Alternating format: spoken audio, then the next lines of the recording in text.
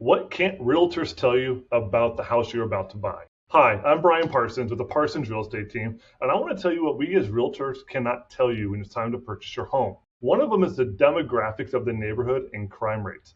This is against the Fair Housing Act, so we're not allowed to tell you who lives on the street or who lives in the building or what's going on in the neighborhood or the demographics. Another one is we've got a lot of great school districts around us, but we can't tell you which ones rate the highest or rate the lowest.